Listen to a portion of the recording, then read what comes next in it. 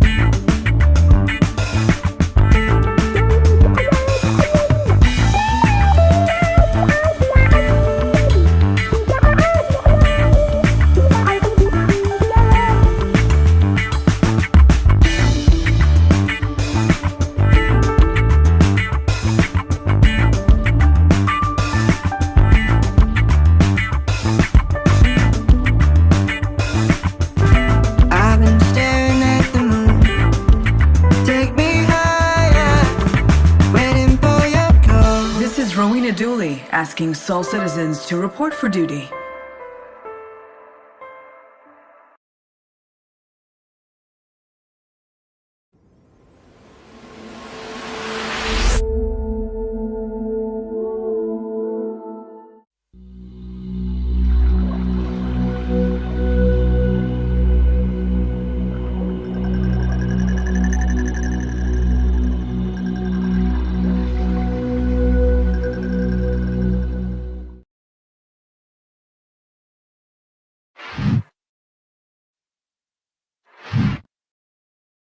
Greetings. Welcome to another episode of Soul Citizen. Today's episode is called Game Backer and Future Investor. So, welcome to again. Today is January 21st, 2024, at least in North and South America. And before we get into the topic, I want to introduce my co-host today. And to my left, we have CaptainSeriousFun. I got your name right. How are you doing, CaptainSeriousFun? Greetings and salutations, fastart, Meg, the Soul Citizens community. Super happy to be here. You all have tolerated my transformation with grace and aplomb. Some of us more than others. Yeah, but I appreciate that, and I'm great. It's glad to be here. Good. And you're also joined by yoyoMeg of Just Meg. I put Meg in as your name this time. How are you doing? Feeling good. Feeling a little less yo-yo. What's up? What's up? So everybody changed the name, and I feel like I should be changing my name too. Well, I'm not sure about that. We'll see. Whatever you want us to call you, we will call you. Already. Let's get it. Comedic genius. Just call me comedic genius. That's all I ask. And thank you for the raid, Victor, thank you for the raid. Welcome, raiders. And as I said before, today's show is called Game Backer and Future Investor. I'll change the title in a bit, but yeah. So this is all about understanding the possible impact of Squadron 42, Star Engine, and CIG. But before we get to that, let's get into some some back info, during CitizenCon 2953 or 2023, CIG put out couple of new videos, the Star Engine video and the Squadron 42 video. We're not going to show the whole thing at a time. We'll show about 3 to 4 minutes of each one. There's a transition in the middle, but it's about 7 minutes total. So let's get to that and then talk about it. Here we go.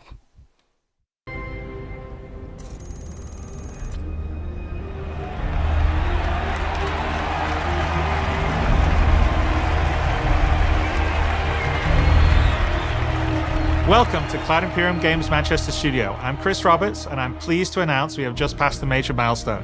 Squadron 42 is now feature complete and has entered its polish phase.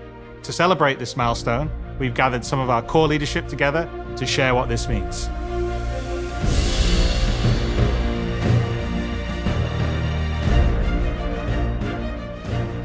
As Chris says, we've moved into the polish phase of Squadron 42, which means extra emphasis on ensuring things feel fun.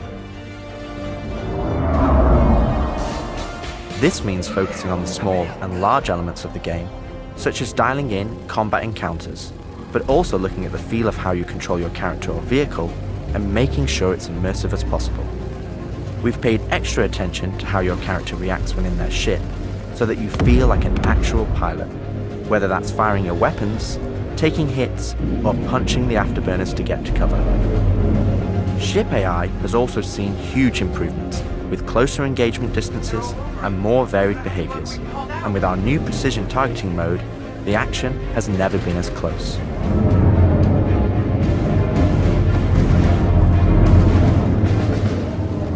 With the aim now on polish, we've organized the project into self-sufficient strike teams, so we can focus on individual areas to deliver the best experience.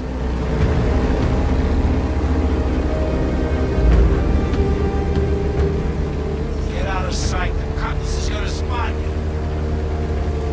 This allows us to bring all disciplines together with a unified vision of enhancing the gameplay by seamlessly blending it with polished visuals, final cinematic performances, and our ever-improving technology.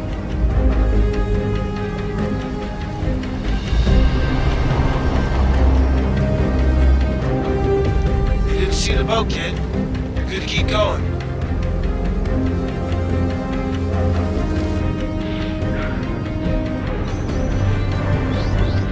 We're also dialing in gameplay features, such as the ship flight model, for both atmosphere and space, which covers master modes, control surfaces, and our gold standard HUD and MFDs.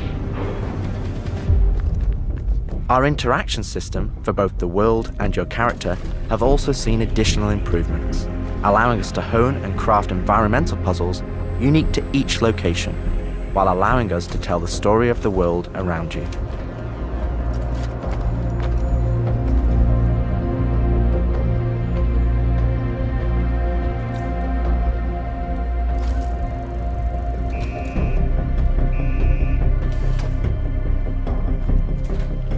The military multi-tool is an essential piece of equipment for every pilot that integrates all attachments into a single handheld device and allows us to create really interesting challenges, including physics-based puzzles using our updated rope tech.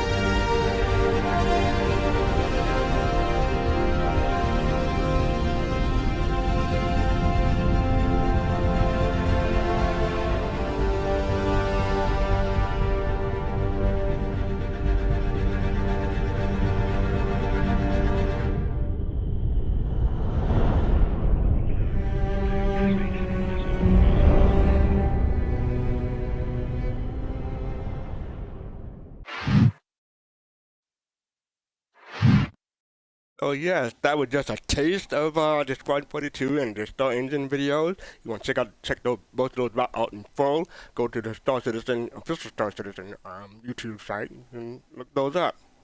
But yeah, so Cap, any thoughts about those or what we did see or what you've seen before?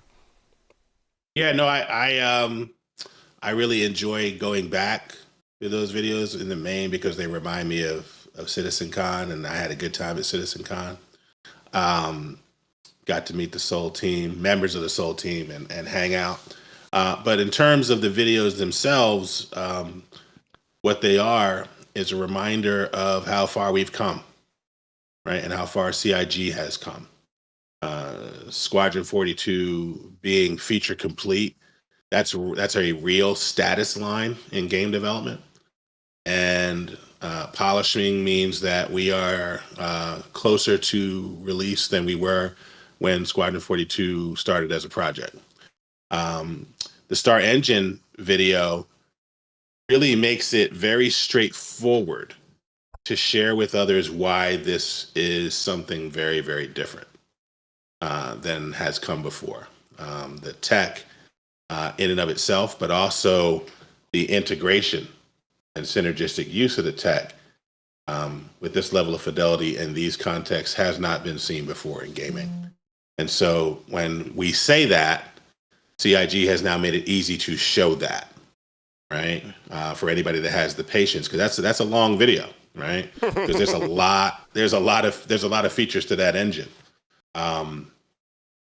But yeah, for me, that's what I'm reminded of. And there's a certain level of vindication having been involved with the project now 10 years, just in my role external to the organization. So I know that those videos mean something for CIG folks who have been doing the work, delivering the outcomes. You're very eloquent as always. Thank you, Meg. So, what are your thoughts about something that we just saw tonight, or stuff that we've seen before? And Rakazak, thank you for the subscription. Appreciate it. Rakazak, thank you. Yeah, as many know, I am not I haven't been around Star Citizen since the beginning. I think I'm going on my third year knowing about the game and playing the game. But even that being the case, that seeing that video at CitizenCon and just seeing even like old videos of what Star Citizen used to look like, how even like a planet that we take for granted, like Crusader existing, how it was just like an image before. It's just like crazy to see how far we've come and how far we're still to go. Yeah, that there are some things in that video that I know Captain said they made it like straightforward for some people who may not know much about the game. It was kind of small in the bottom left corner, but them saying seamless transition from ground to space, that's always just like so huge to me, and I hope that a lot of people had caught that. But yeah, I think that's all I've got. Yeah, and that's a good point because a lot of people don't catch that. They think that sometimes they'll come to the game and think that the backdrop is just a backdrop, that's like a wallpaper in the background. Like, but if you see it, you can go there, and that's more games are coming on to that or turning on to that, but it's still something relatively new. So yeah, that's a good point. As for me, about for you, Fast Cart, yeah.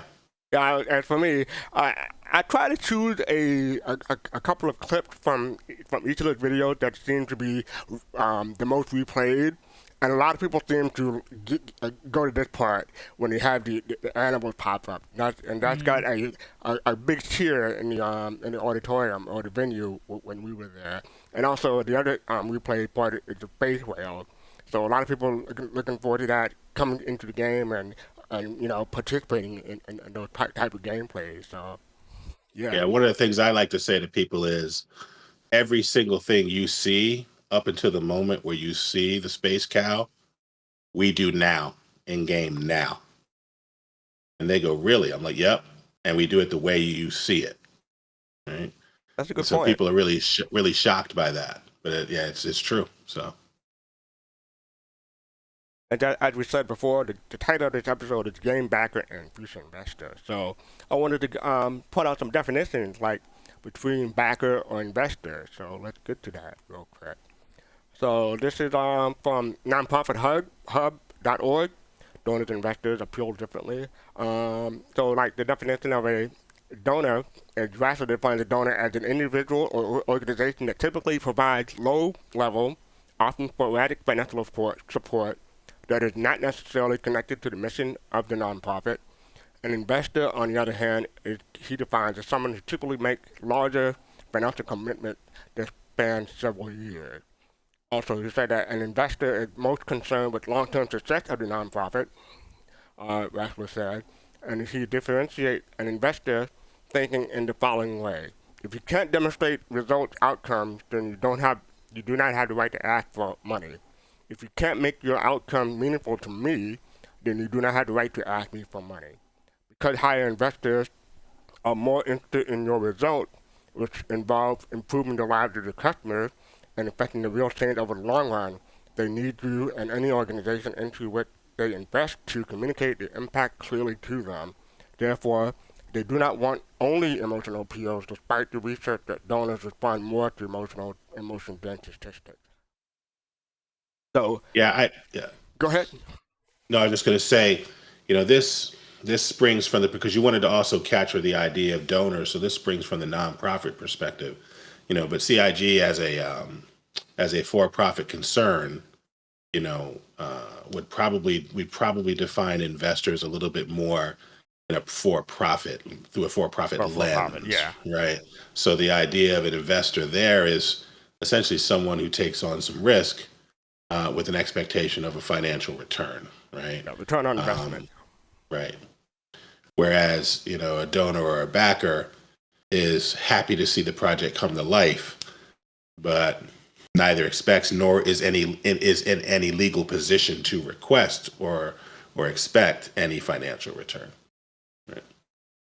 Good point. Thank you. I should have chosen a better definition, but I thought there was. No, these are good too. Yeah, I thought it was good for for starting out. But yeah. Yeah.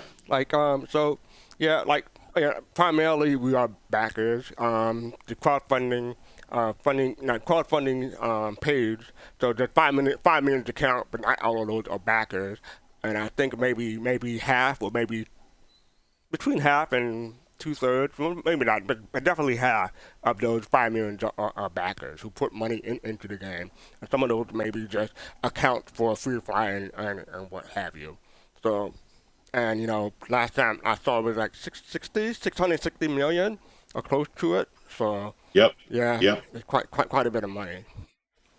So yeah, Meg, what do you think about being a donor versus an investor? I think with these definitions, I'm definitely a donor. I'd want to see CIG successful, and I want to see like where the project comes. But I've always played this game as if it were out now. So, yeah, everything else is just an extra added bonus, little DLC to me. Yeah, Moriarty children says we aren't investors. We are not getting dividends from CIG. But that's the thing. A lot of people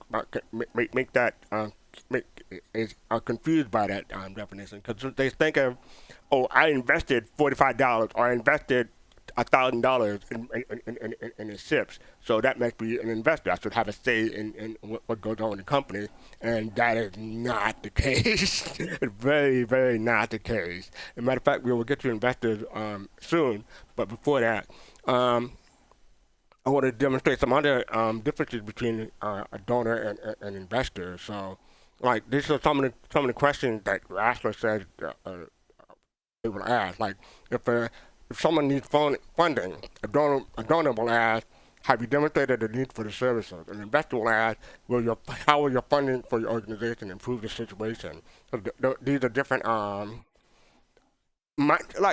frames of mind between investors and donors. So we'd have to go through all of these, but I just want to give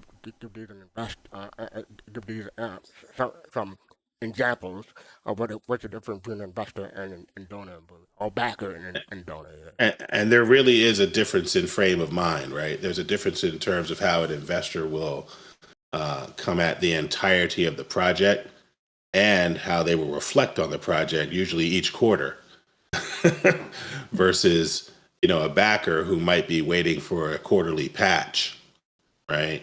And is trying to ascertain the dollar value that they put into the project in terms of some of that aesthetic and experiential return. They are not thinking about a financial return, right? And nor are, and again, it was a very important point. Like in UK, US law, where CIG is located across the EU, there are bilateral investor treaties or bits that ensure that there's sort of a mutuality across those regimes as to what it means in terms of your legal position as an investor, right? So if something were to happen to CIG, backers are not going to get any of the money back, but if CIG went bankrupt, God forbid, investors could line up as creditors, right? There's a legal status here as well. So Meg, before we move on, I just got a question for you. So, all of us here primarily are donors or backers, but how do you feel about the time that you have put into Star Citizen? Do you feel like you're more entitled to something, or like do you feel like more of an investor because you invested time into the game?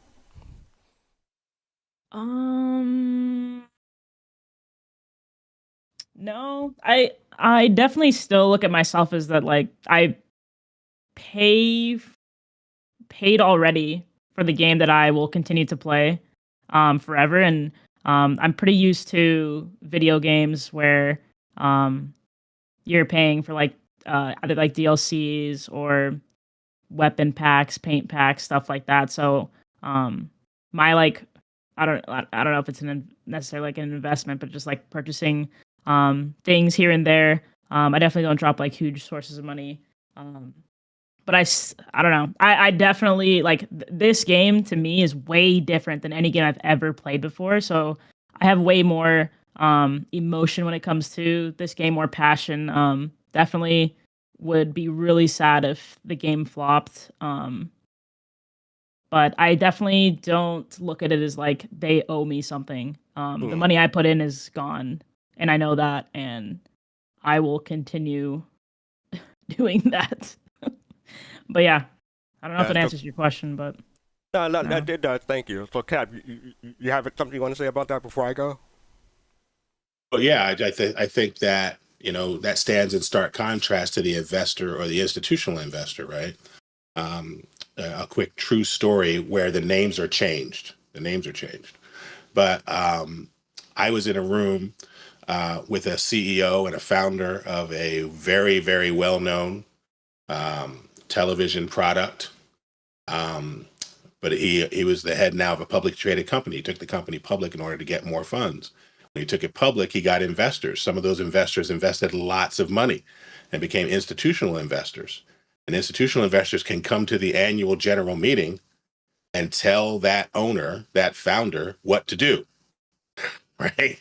That's what they get to do, right? When you've invested a lot. We'll come to what the investment percentages are for CIG at some point, but that is a very different status than what we have as backers. We don't get to go anywhere and tell CIG really anything, right? Other than, either I'm playing or I'm not going to play, right? So.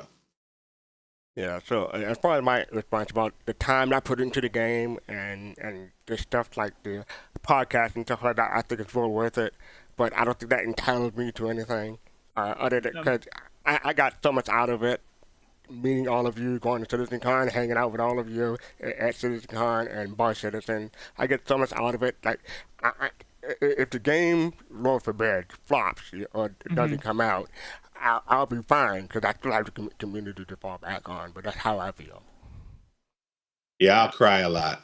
Just so y'all know, I'll cry a whole lot. Yeah, I mean, it seems like we're at least getting Squadron 42, which was I don't know if I'm correct. Like I said, I'm still pretty new, but I feel good. Thank you, MT Stunner. for the 5 Thank you gifted. so much for the Thank you sub. very, Appreciate very it. much. Incredible. No, but yeah, Squadron 42 being feature complete and coming out and that being what was supposed to be, I think, their main focus is insanely massive. So them still focusing or even giving us the persistent universe, which is where we've spent all of our time whenever it's been available. Yeah, like we've already talked about, that's a huge W. So Squadron 42, like them telling us it's complete, us seeing the insane updates that we didn't get to see until CitizenCon. I know they've sent like sneak peeks and stuff in emails, but seeing it in like played in front of us is crazy. So I'm sure, obviously, knock on wood, we're gonna get Squadron 42 at the minimum. So yeah, we should all be happy with that. And even though, Star Citizen is still an alpha, super on our planet, even though a lot of us push back on whenever they say playable now, but it is in a playable state. It's just not in a finished state. So, yes, some people are already getting back their return, quote unquote. I'm not, so, yeah, people are enjoying the game as is, and, more power to them. I'm still waiting for some more gameplay features to get in before that happens. All right. So yes, more about investors. Squadron 42 does have real investors, people who put money into the investment of Squadron 42, and I think BBG. Shoot, it's fun. You can you remind me of this. So you want to take this part, especially at the end. I'll scroll down, but yeah. Yeah, I'm not going to read this whole thing, but what I want to do is say that this came out December 20th, 2018. So it's important to understand where we were in terms of the game development when this dropped. This was the day before CIG dropped Alpha 3.4. So 3.4 was dropped the day after this message. And 3.4, if you all remember, was we already had Lorville, but this was the drop of the Lorville Central Business District. And real quick, that was December 20th, 2018. This is when this dropped. Go ahead. When this dropped. And so the next day they dropped the Central Business District, including the Hurston Dynamics showroom. They dropped the Anvil Hawk. And the mission system that had been, hadn't come to Hurston, came to Hurston in that drop as well, at Hurston and the surrounding moons. Right. So that's how far back this was when they first made the decision to take on some investors. And so I'll read the part that starts with as a result, we are building, this is Chris Roberts. He says, as a result, we are building to Meg's point, two of the most ambitious games ever embarked on in gaming, with budgets that are unmatched. Thank you for following. With budgets that are unmatched by all but the very biggest projects. Having a great game is only half the battle. As we look towards the release of Squadron 42, we have been acutely aware that having a AAA game that matches the biggest single-player games out there only goes so far if no one knows about it. The games we will be competing with for attention have tens and in some cases hundreds of millions of dollars of advertising behind them. Other companies in a similar situation have normally tackled this problem by partnering with a publisher for the marketing and sales of their game. As you all know, I am not in favor of putting my destiny in the hands of a third party. On the other hand, I don't feel it would be right to go back to all of you to raise funds to market the game to other people. Most of you already have a copy earmarked for you, and I still strongly feel that the money brought in from our crowdfunding should continue to go to the development of Star Citizen and Squadron 42. Because of this, we started to investigate ways to raise money to fund the upcoming marketing and release needs of Squadron 42.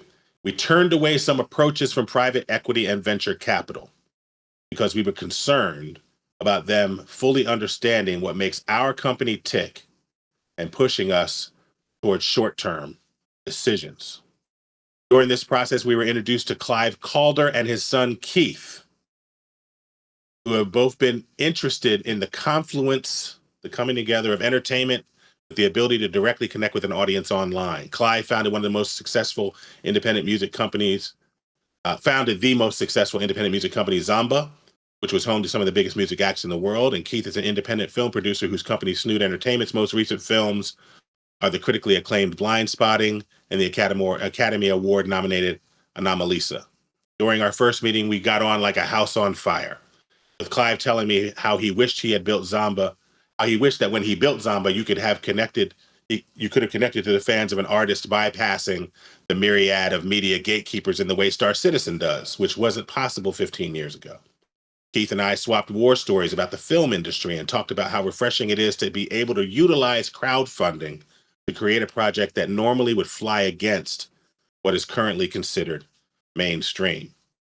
And so I'll skip down. He says, and so it's with this that I would like to announce that we have closed a minority investment into Cloud Imperium US and UK from Clive's family office and Keith's Snoot Entertainment for $46 million, or approximately 10% of the shares in Cloud Imperium US and UK companies, which is a testament to the value, future potential, and longevity of the company. They go on to talk about taking on outside board members, and the focus of these dollars is for the marketing and promotion of Squadron 42. They say the investment helps secure our independence. We may not have the resources that an Activision or an EA have to launch one of their tentpole games, but we now control our own destiny in marketing Squadron 42, especially as we have a secret weapon, all of you. So this was about bringing in investors for a very specific purpose. It was to say to us that our dollars were going to development and not to marketing. And they brought in this amount of money, 46 million, and they've gone on to bring on another 17.5 million, as I understand it, from this same group. Right. And this is important because, go ahead. No, go ahead. This is important because in other AAA games, like you have the EA and Activision and, you know, the, trying to think of the other one, okay, but, you know, the different publishers, they typically invest, if you have a budget of $500 million for a game, 400 million of that goes into advertising. 100 million goes into the development of the game. So it's like 80% of the budget goes into marketing and advertising, and 20% actually goes into the development of the game. That's typical for making AAA game. So the fact that Chris Roberts or this financial statement is telling us that our backer dollars is going directly into the development of the game, and these outside investors are coming in to invest in the marketing and whatnot, it's huge. It's a big deal. It really is, because you know, one of the things that really struck me about this statement was not just what you said, but the fact that they had other venture dollars come to them. And it was really about whether you got CIG as a project, whether you got these folks as a company, whether you got this leadership group, and whether they connected, right? That combined with keeping them at the 10, 12, 15% of shares should give confidence that Chris is going exactly for what he says here. You know, now we know historically that's been an issue as well, right? Sometimes CIG communication comes across as if what they're doing is not what they said on the can, right? But in this particular case, when we're talking about the money, I think this is a solid communication, because this is the type of stuff that has to be reported out to the company house system in the UK and the SEC in the US, right? So we're not going to have any mess here, right? Yeah, and that brings me to a point that I made in my notes. Like, there are a whole lot of people, well, it's becoming fewer and fewer, but there's still quite a few people who will say that Star Citizen is a scam, Squadron 42 is a scam. Why would they put the game out when they're making so much money? But you have these financial statements, and like you said, the SEC in America, and what's the other one in Europe? Company's house in Europe. So if you think these CIG is pulling a scam, you can try to report them, and because it would be illegal for them to put these financials out when they're not accurate or not proper. So I mean, I think people should be more careful when using the term scam for CIG and Star Citizen and Squadron 42. Yeah, and before you go to Meg, just one real thing. Tech in the chat is saying this is only 1 year's pay across developers. Would selling 10% of CIG be worth that? Well, it's not for developers. This is strictly for the marketing of Squadron 42, right? So that we're not spending development money on the marketing of Squadron 42. We're spending investor money on the marketing of Squadron 42. So, Meg, my question for you is, so when you see a Star Citizen commercial on YouTube and it said playable now, and, as we just heard, to have a separate budget for advertisement, does that make you feel like, how did that make you feel? Like, it's okay for them to do that because they're not using backup money, or what do you think?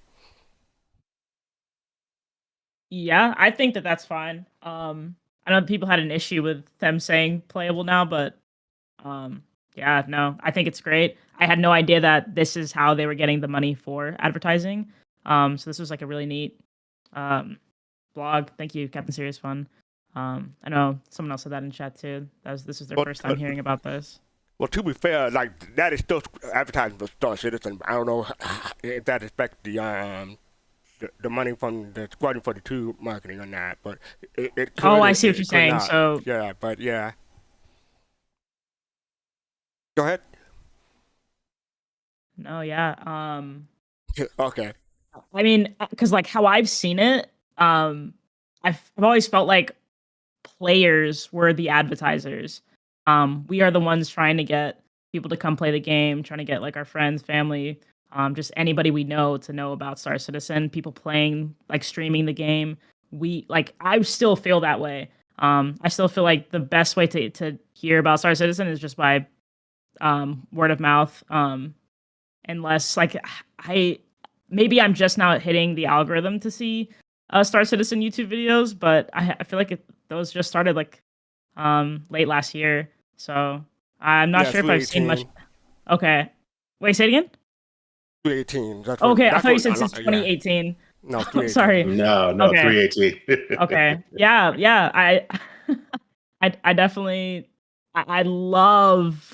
When I first saw that, I was watching YouTube. It blew my mind. But yeah, I hope they keep advertising. I think that's going to bring more people to the game, more eyes to the game, more people to help back the game so that we can see further development. So yeah, however they're spending the money, I'm sure there are people who know what they're doing and they are doing what needs to be done. Well, you raise a great point about word of mouth, because nothing, before you're engaged with the product, you can spend a lot of money on advertising to get people committed to that product, or you can win through other mechanisms and modes, right? So nobody wanted a chicken chalupa sandwich the first time they saw it on the Taco Bell commercial, but they advertisers go by the rule of 12, right? Which is they try to get 12 impressions of that chicken chalupa sandwich to you, and then the 12th time you're like, hey, maybe I'll go get a chicken chalupa sandwich, right? That is why Super Bowl spots cost so much and advertisers spend in the billions, right? There's a reason for that. But it never trumps word of mouth, right? Because word of mouth functions both before you get involved with something and after you've been involved with it, right? And so if friends, colleagues, family tell you about a service or a service provider, the trust factor is already there, right? And so you're right in that CIG, and that's why Chris says that in the message. He says, we're still not going to spend as much as an Activision or an EA, but we have our secret weapon, which is us, because we are that word of mouth for our circle of influence. And in many cases, they will not have the same type of trust penetration ever, no matter how much they spend, that you might with your friends when you say, come check this out. So, and this game is not even out yet, but how many YouTube videos about Star Citizen are there now? It's like dozens, if not maybe, I don't know how many are produced every day. Quite a few are produced every day. So imagine how many that come through per year. And that is word of mouth on YouTube and other social media platforms. So yeah. Before we move on from investing versus backing, and we're going to talk about different engines and stuff and whatnot. But this was just released January 2nd, 2024, Cloud Imperium Financials for 2022. And, I thought that this is related to the previous article because this is more up to date. And they say overall, accounting shows the Cloud Imperium game grew again in total income of 30% on last year's record-breaking annual performance. But this is also, this is not last year as in 2023. This is for 2022. So let me make that point. The regular and improving game delivery with increased playability and stability was a key part to our success in 2022. But unlike 2021, the performance was more consistent throughout the year. Also, departing from prior years up to 2022, the U.S. growth and income was higher than the rest of the world.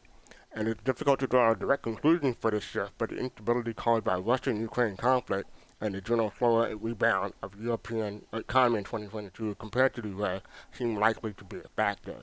And it goes on to give you graphs, and yeah, so you can see that big graph. This is the year that, well, 2020 was the year when they first introduced Invictus Week, and that's when they started having twice a year for fundraising opportunities with Invictus Week and IAE.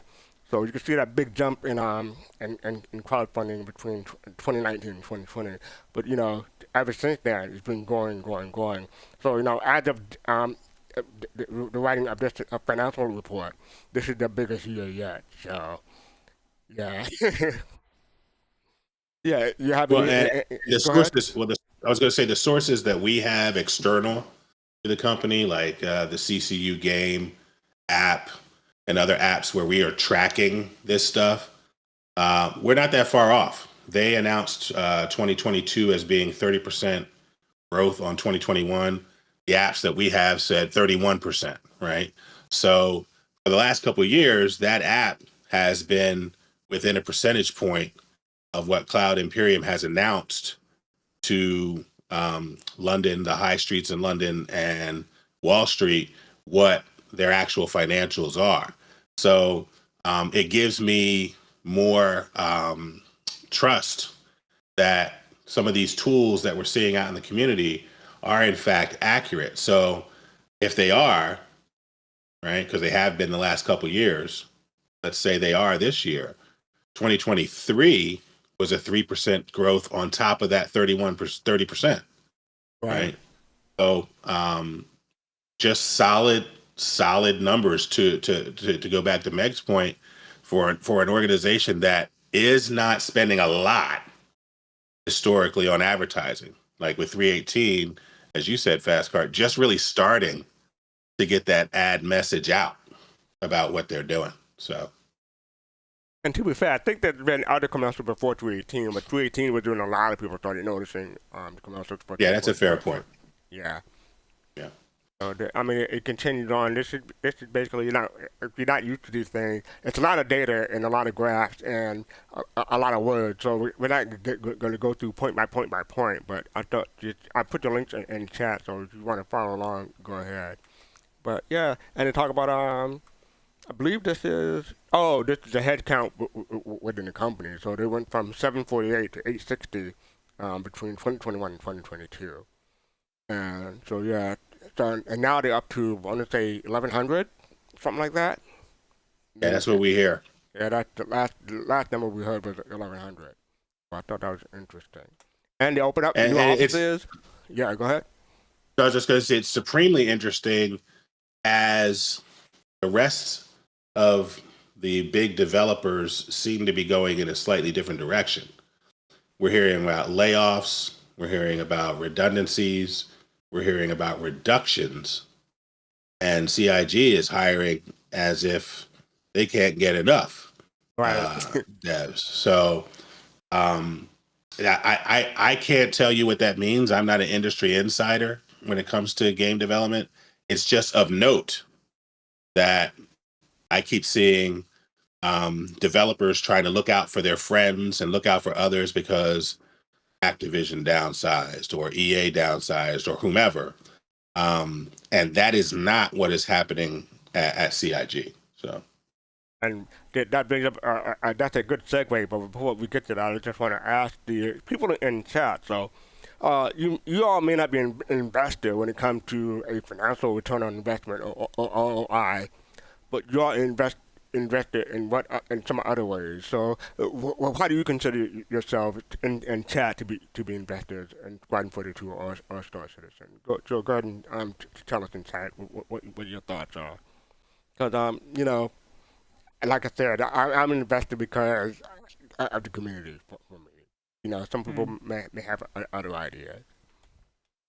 But yes, to BBG's point, Amazon was who's laying off. BBG? I'm sorry. I'm sorry. Yeah, but to CaptainSeriousFun's point, Amazon was laying off employees in its long troubled gaming division. This was put out November 14th, 2023, so a couple of months or 3 months. But yeah, so 180 jobs were cut. Just to Cap's point, and as Amazon and some other industry leaders are cutting jobs, CIG is adding. They have 1,100, and they said they wanted many as 1,500, and they got to fill up the building that they put up and rented. So yeah, and so Amazon is related because they put out Amazon Lumberyard, but in 2021, in July 2021. Amazon announced the formation of the Open 3D Foundation and the Open 3D Engine, so O3DE, a AAA capable cross-platform open source game engine available under the Apache 2.0 license.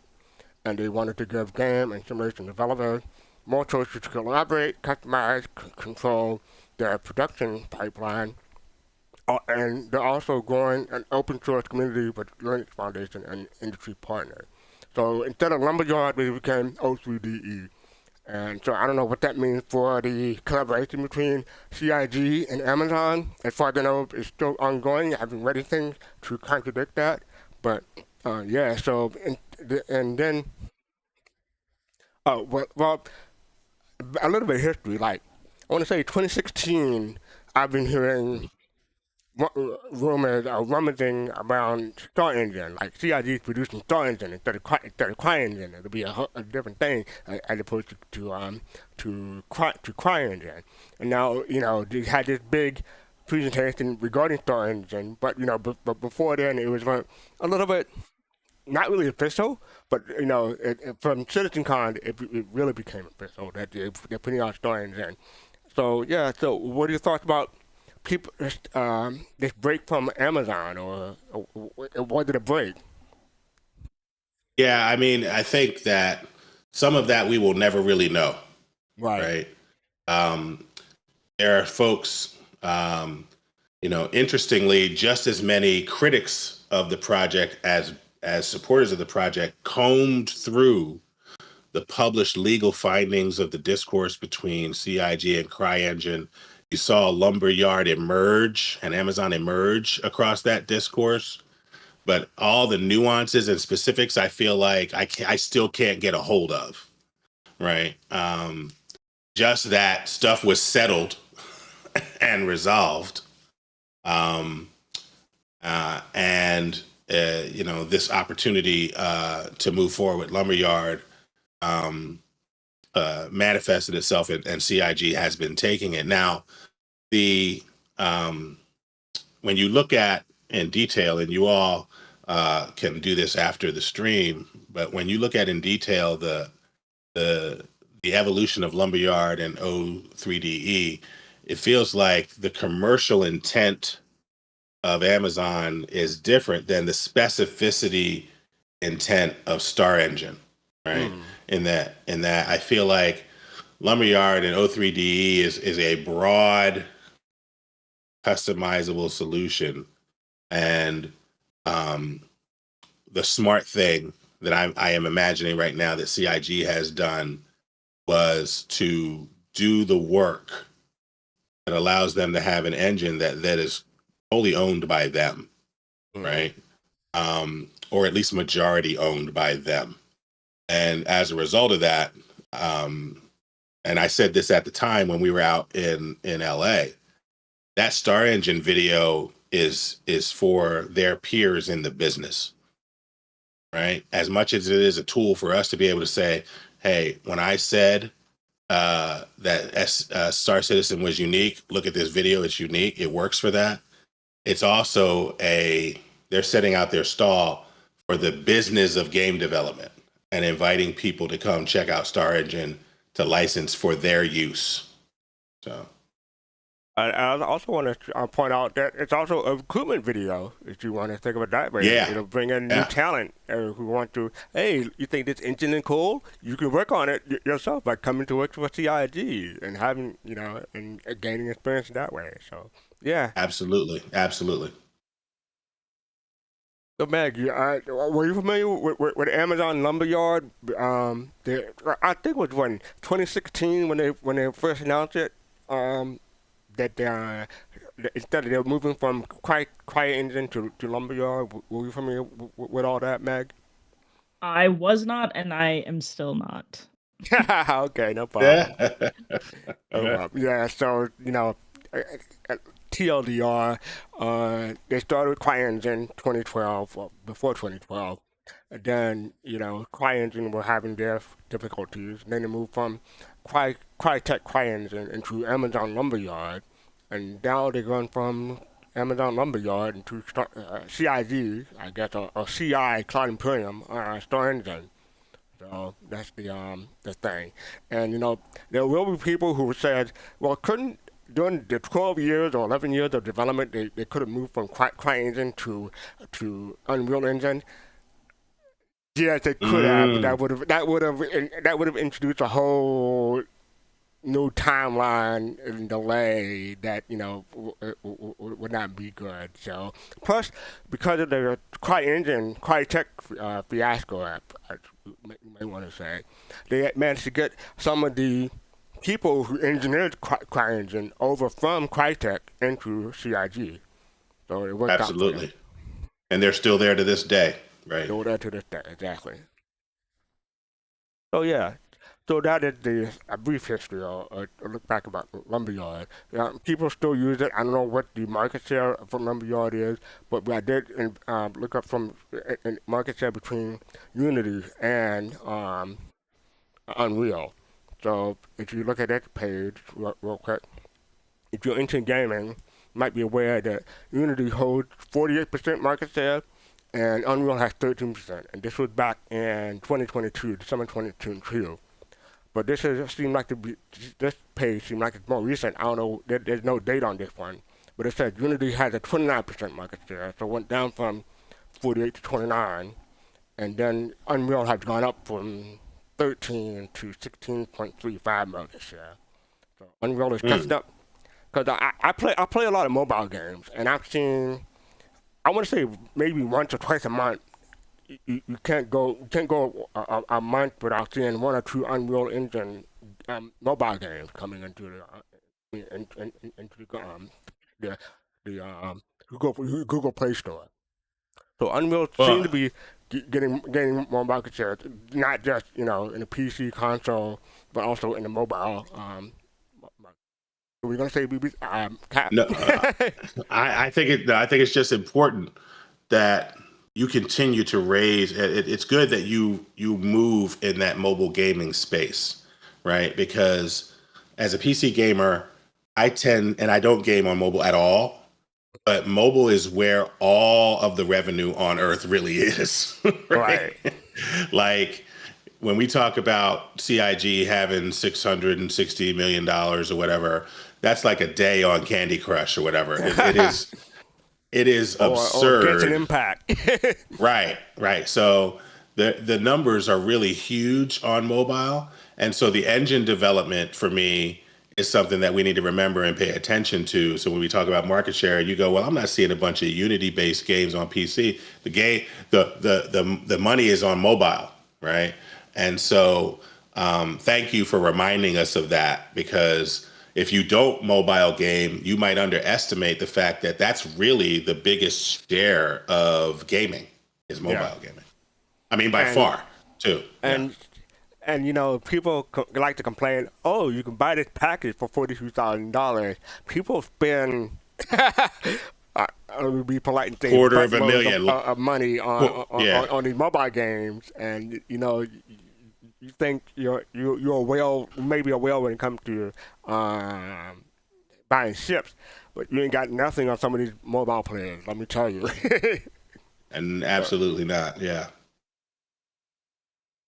Yeah, but I thought I was like, so Unity seems to be decreasing and Unreal seems to be increasing when it comes to market share. But the question is, where does Start Engine fit in there? So I have a couple of other tabs. Well, let me get to this. Like the pros and cons of Unreal. You can see like the cons for Unreal is pros for Unreal is ideal for AAA gaming, increased performance compared to Unreal Engine, great toolkit, intuitive blueprint, and Unreal Engine in marketplace with tons of assets. And the con is irrational choice for simple project and mobile 2D gaming, but that seems to be changing. High system requirement for advanced features. The need to pay royalties of 5%, higher entry threshold, and more closed and less numerous community. And they have another one for Unity. That's the difference here. But like a pros and cons for Unity. Free for game, but income less than 100K. Flexible and extensible engine, many out-of-box component. Ideal for casual, mid-core, 2D and 3D game. Strong support for mobile game. Wide cross-platform capability. Solid SDK, Unity Asset Store, huge knowledge base. And some of the cons is expensive for license for game, income over 100K per year. I think that would count against CIG because CIG is making over 100K in a year these days. High system requirement for advanced features. They need to learn programming language to create an original game. No access to source code for a small development team. Less performance.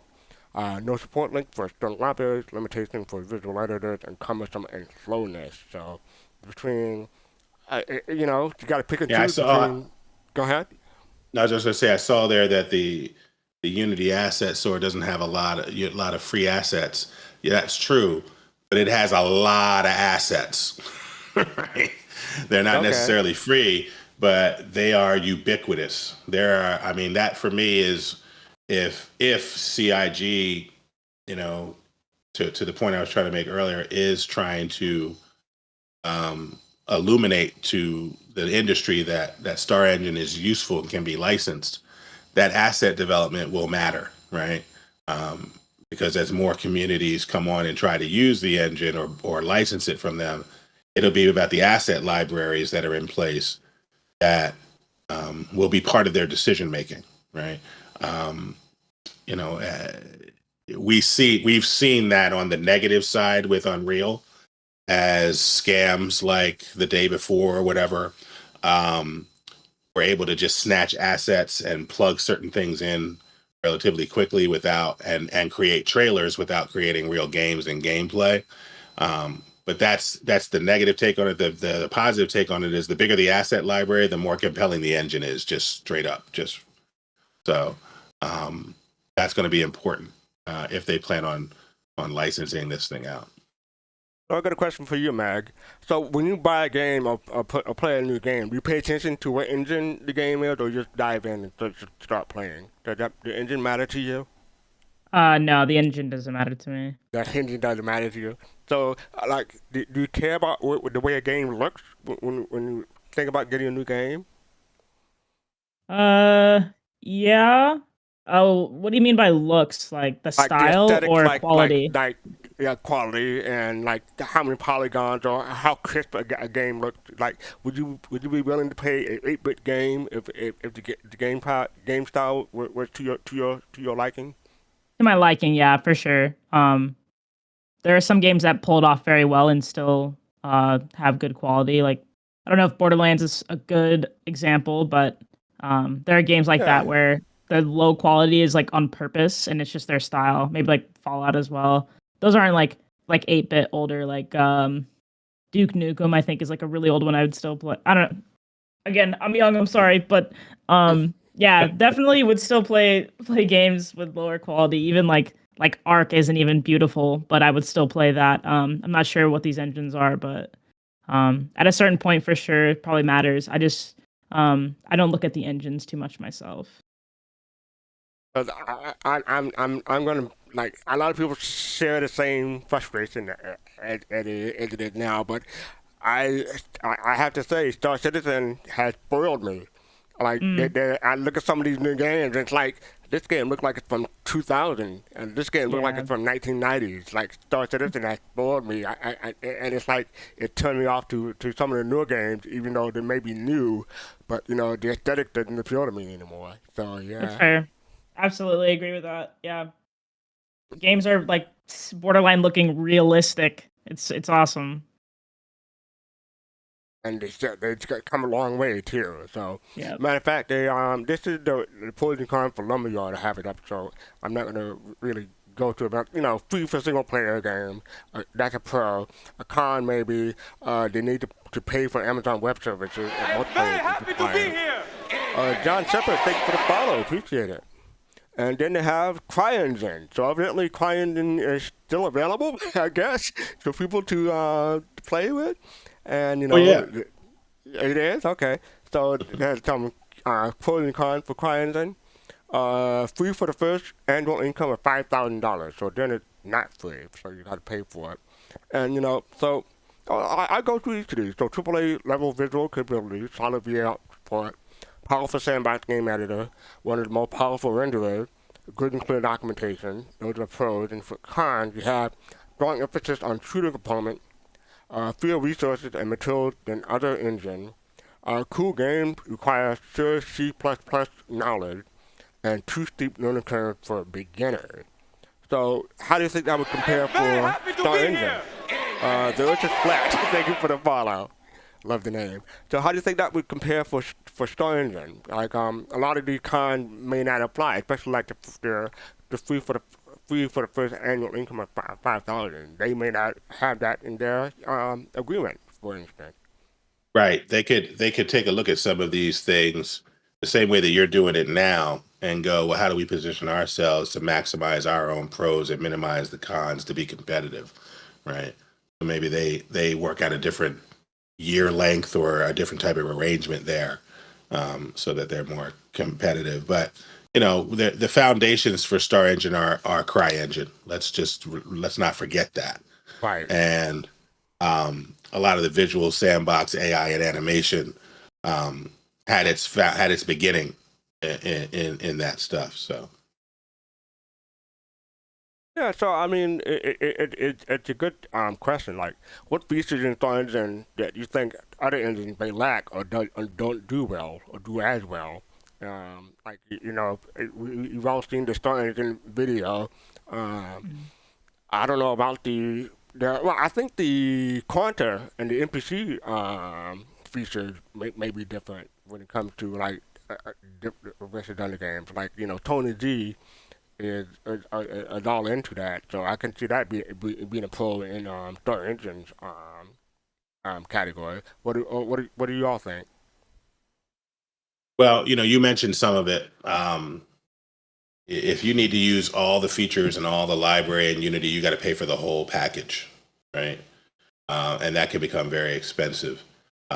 It's why there's an increasing gap between, you know, and you know this better than I do, but my kids know it on mobile.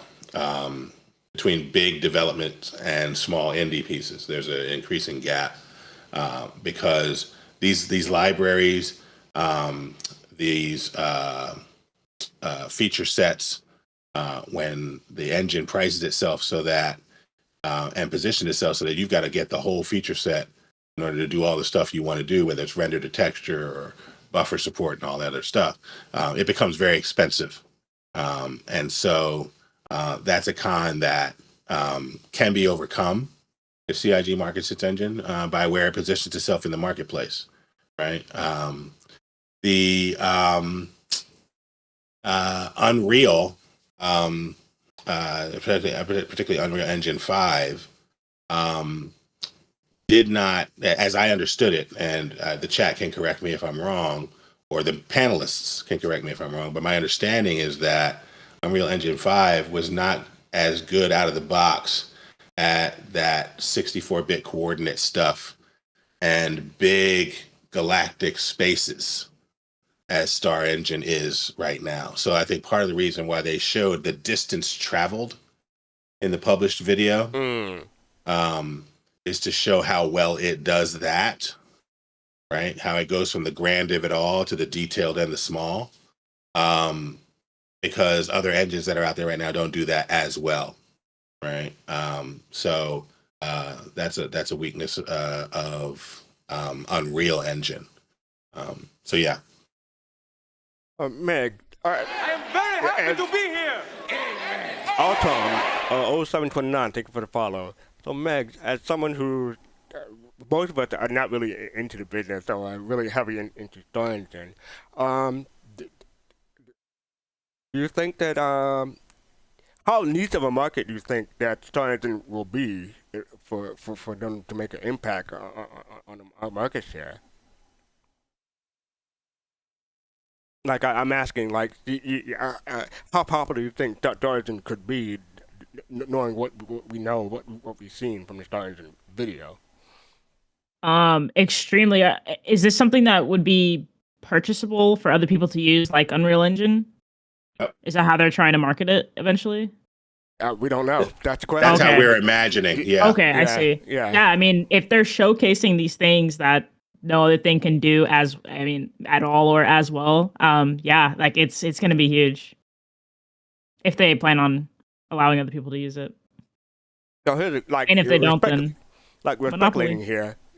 Speculating here, like compared to Unreal Engine, like you say, Unreal Engine had like 13 to 16% of the market share. It'll take a few years, but how high do you think Star Engine will get, or do you think it's too niche?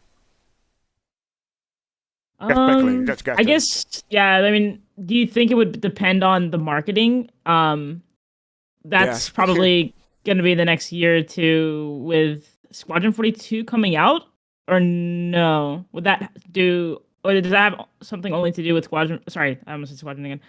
The Persistent Universe, or does this have to do with Squadron 42 as well? Both. Like, is this? Are they using? Like I would imagine when Squadron 42 comes out, people will become more interested in the engine, so that'll be their own marketing or advertisement.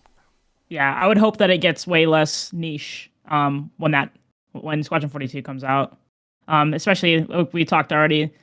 Previously about how much advertising money that they do have, and potentially they could have more. I'm sure the advertising is going to go off the wall with Squadron 42. Listen. If they get 3% of market share, right? If they get 2% of market share, if they get 1 or 2 steps in market share for game engines, the licensing for that will fund lots of what they want to do. Yeah. Right, when it comes to successive sequels to Squadron 42, when it comes to the real scale of staffing that they will need to build out beyond 5 or 10 systems, they don't need to go to 10% market share or anything like that. If they just get a toehold and a foothold with licensing, that will generate really meaningful income in the license and in the ongoing licensure, right? So, okay, we're almost to the end of the show, but I just wanted to have a Q&A other than yoyoMeg joke band.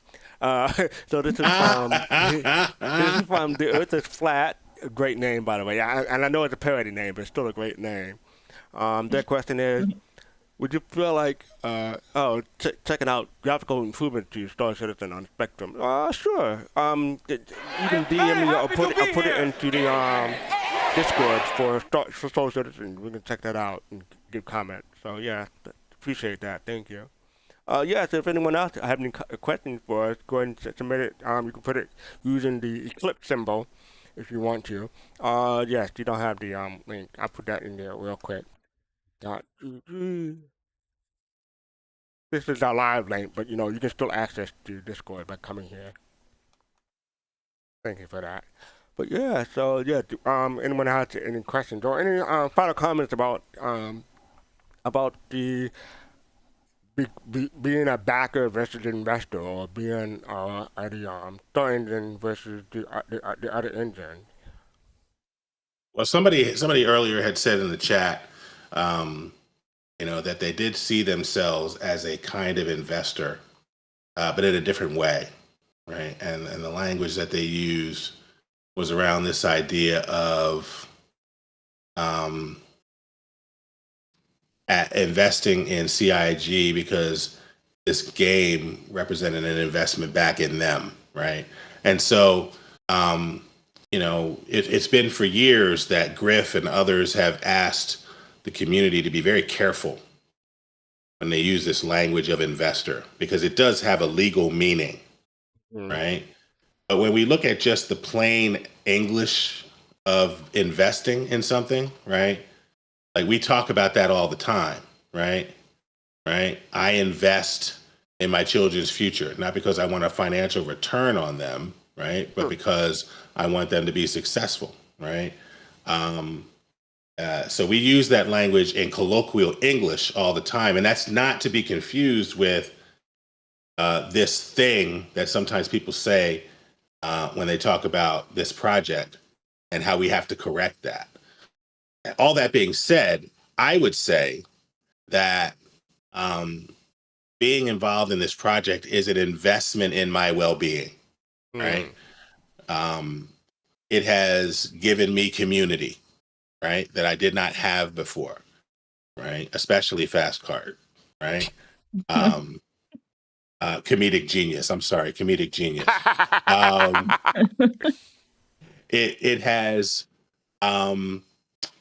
It has represented a certain hopefulness in gaming that I had lost in the AAA microtransactions, Ultimate Team expansion of gaming that just really turned me off, particularly in its annualized forms. It is a project that is going for everything that it can, and in doing that, it's created an environment and a space for those of us who wanted more, or wanted something different, or wanted to have at least one project in our library that was really unendingly, unremittingly ambitious, right? That was just going to go for broke and just really try to do something special.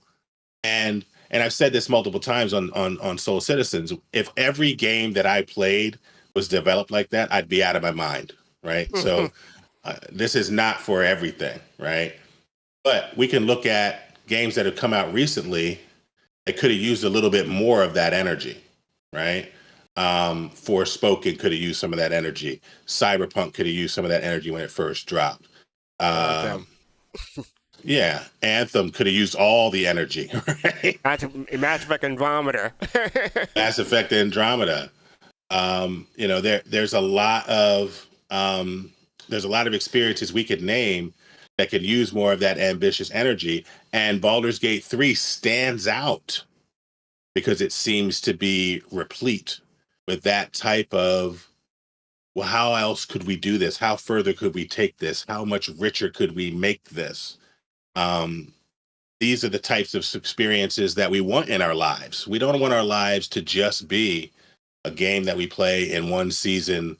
We watch people fast run through it, and they line up the developers to show them how fast somebody can get through their game in 20 minutes, and then we're on to the next thing. That's great for the media to be on to the next thing, but that's not necessarily how we want to live our lives as gamers. So in that sense, I am invested in this in that broader English sense of the term. I am invested in this project because it produces for me the type of gaming world that I want to be in, that I want to see, right? Just by its very existence. And to your point, you made this early on in the stream, which is if the game went away right now, we got some value, right? Right. We got some real value. I did too. I did too. So I know I can get off my soapbox now. Yeah, no, thank you for that. Appreciate it. There's a lot of Meg, you want to yakety get on your soapbox? Do you have a soapbox? No, I don't think I have anything. The only thing that I did think about, which I don't know if that it has anything to do with this, but maybe I am curious how much Sitcon did cost them in the end and how much it was worth it, regardless of if they broke even or made more. Based on like the viewers that they got from Twitch, like 30,000 plus every day, and then like the big time YouTubers who were live streaming that, their reactions or posting videos about that, like we were talking about that, but I'm super curious how, I mean, like we had I think Tyler posted on Twitter like he's already hoping that we're excited for the things that are planned for this year's CitizenCon without even revealing the location yet, and the hype's already coming back, but I'm super curious. I'm also curious like how many people came to Star Citizen from seeing it from Twitch, from CitizenCon, because there's just more and more and more word of mouth there. And that was free to stream, but it did cost them a lot, I'm sure. Well, I'll tell you this: they did make, they did recruit a lot of people coming from the citizens tracker on the crowdfunding page, because they were well, it was a free fly around then, I believe. So I want to say like 3,000 to 5,000 new accounts per day around that time. So yeah, I mean, I don't know if they would consider that a profit per se, but I think more to the point, like CitizenCon may not be just about making money or getting money from new players or returning players. CitizenCon is just as much for the current players, as we get to hang out and see each other, and CitizenCon is just for the developers to come out and just to celebrate the stuff that they worked on, because they had to keep quiet for a lot of those presentations before the presentation aired. And now then they say, "Oh, this is what I've been working on. It's such a relief that I can finally talk about this." That would I'm paraphrasing here. That's not what it actually said, but CitizenCon is just as much for the developers as it is for the backers, in my opinion. So I don't think I don't think they really look at the bottom line when it comes to money that way. But I mean, but to Meg's point, I'm very happy to be here. Thank you for following. Thank you for following. Richter scale. Go ahead. Yes. No, I was just going to say, to Meg's point, 318 and persistent entropy streaming implementation was so difficult in terms of the community experience that year on year, June was an underperforming month because people were really frustrated. And it took an extraordinary October and November to turn this thing around. And in October, they not only increased the pledges in the month of October versus the previous month, year on year, month on month analysis by 87%. 87%. Right. They went from like 8 million in the previous October to 15 million in this October, but it was also a 16.5% increase in citizens. Right. They went from something like 27,000 citizens in the previous October to 32,000. Right. So it almost made the project even at the end of October, and then November on the energy to Meg's point of all the streamers who then started talking about the project and started streaming Star Engine videos and Squadron 42 videos. November took off. But I think without CitizenCon and without CitizenCon being done the way it was done, I don't think you catch up to last year's numbers. And then the narrative that people were trying to hold from the middle of the year becomes more cogent, which is the project's not making as much money as it did. There's no growth here. We're moving backwards, right? They don't get to say that now because of CitizenCon. And I don't think CIG builds a rod for their own back. So if CitizenCon ultimately didn't make them any money, you wouldn't have seen the Tyler Whitkin post Meg reference, which is we're already planning CitizenCon next year. We can't wait for you to see it. They would have gone in a different direction. So, And before we close out the show, I just want to say one last thing. Like, I still hear it to this day, especially from when I started in 2014 until now. I hear people say, "Oh, we made $117 million last year." I'm like, "What do you mean we? CIG made that money. You are not. You are a backer. You don't see a dime. If you see some of that $117 million, where's mine?" right. So yeah. So I just want to point that out. Final joke of the evening. But yeah, so thank you all for joining us. This is our episode 187, Game Backer and Future Investor. But before we close out, I just want to show our next show. Okay, so Meg, you want to tell us what's going on Thursday? That's not the right thing, but go ahead. Tell what's going on Thursday. Soul Voices. Soul Talk. Soul Talk, yeah. Soul Talk is going to be on Thursday. And I believe it's at 9 p.m. Eastern time, right? Right, 9 p.m. Eastern, 2 a.m. UTC. Yep, y'all be sure to join in on Soul Talk right here on Soul Citizens channel. It's a group conversation. Everyone's welcome. Hop into the Discord or be in chat. So come join us this Thursday. That is your opportunity to talk with us about what's going on in Star Citizen that week. And then on Saturday, go in BBG. Saturday. Who's BBG? Oh, all right, let me go. Doggone it.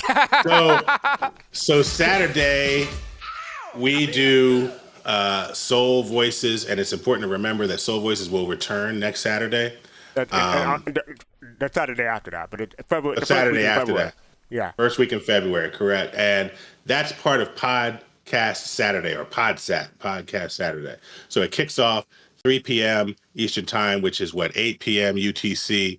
Exactly. And it kicks off with Griff, who scours the community discourses at Spectrum and Reddit and other places, and brings to us interesting submissions for discussion. So you get another opportunity, the same way you get on Thursday nights, to join us in Discord and elevate your voice and have a conversation about some of these major discourses in gaming in general and in Star Citizen in particular. And then at 6 p.m. comes Paul Shelley and the Astropub. And then after that, the OGs of Star Citizen and Relay at 9 p.m. Eastern Time. So that's PodSat Saturday. PodSat Podcast Saturday. And I got to give Cap props for saying elevate, because whenever I need to be elevated, I need a ramp. So if you could just use your voice to elevate yourself, good, more power to you. And then on next Sunday, hey, there was no joke ban, so hey, that's your fault. Next Sunday, 8 p.m. Eastern. Comedic genius. Comedic genius. January 28th, 8 p.m. Eastern, 2 a.m. UTC. We're going to do our show called Mythbusters, getting Star Citizen story right. And some people may recognize some of the the graphics that are in the picture.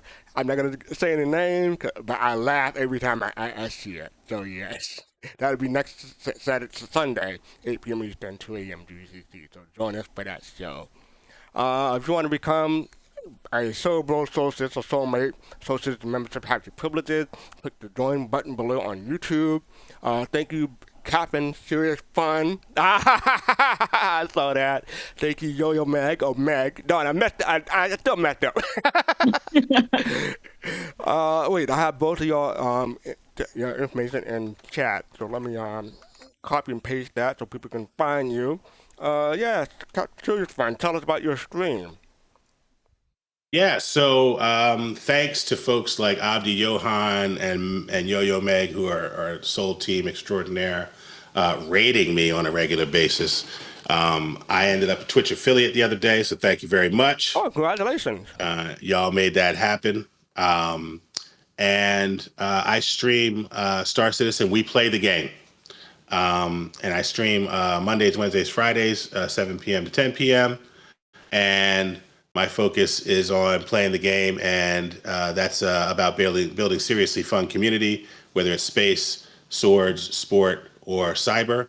So past Mondays and Wednesdays, we've been focused in, Mondays and Fridays, we've been focusing on Star Citizen. Wednesdays, Griff introduced me to a game called Chivalry 2, and I'm getting out all my frustrations on Wednesday, on Hump Day, slicing and hacking. Admiral Kusanagi would say, hacking my own teammates, but that's all right.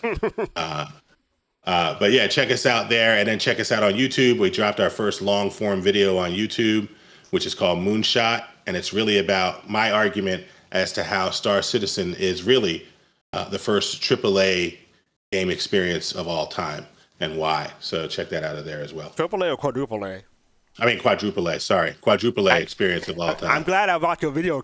Otherwise, I would not have known that. Yeah, the first quadruple A experience of all time. So thank you for that. And Meg, how about you? Where can people find you? First things first, I just hit my sub on CaptainSeriousFun, so y'all be sure and go there quickly. Get your founders badges, okay, peeps? You have a short time. Go now, support him. And you can find me on Twitch at yoyoMeg. I normally stream Monday through Friday, 4 p.m. Eastern time, and I will continue to raid into CaptainSeriousFun every time that he's live. Monday, Wednesday, Friday, right? Yep, but before you come see me, if you're not on Meg's stream, then you haven't seen what Seriously Fun Community already is. Right? So make sure that you subscribe to yoyoMeg. Make sure that any bits get dropped. Make sure that she gets all the support that she's supposed to get, because every time I'm on there, I just feel comfortable. It's like putting on a nice, comfortable coat that you've had for a while. It's just nice to be over there. You just hang out. No matter what she's doing, it's good stuff. So check her out. This is a love fest back and forth. Right. I know. I'll have to tap out. We can go all night.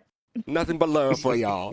Yes, and for me, you can follow me here on Soul Citizen, but also have a little show on the People Radio called Flights of Rhythm, and I just had my 26th episode of Flights of Rhythm, so over 2 years now. But it's a live show, so you won't be able to catch the rerun, but you'll be able to catch the recording of the show if you go to their Twitter account. It'll be on Mixcloud soon. It's not up yet, but you go to their Twitter account, you should be able to find the last show soon. So yeah, that's me. And absolutely, check Fast Card out over there. And if you haven't checked out the People's Radio, that's part of this community as well. So be sure to check that out. Yep. Absolutely. And yes, you can follow us on social media everywhere. Soul Citizen with the S on the end. If you want to support us, you can buy merchandise. You can support us on Patreon. We have our information down below. Make sure you hit like, subscribe, or follow depending on what platform you're on. And I think that's it. So yes, we'll be rating TV Liquid. So make sure you send them our love. And with that, thanks for everybody for joining us. Peace, love, and soul, everybody.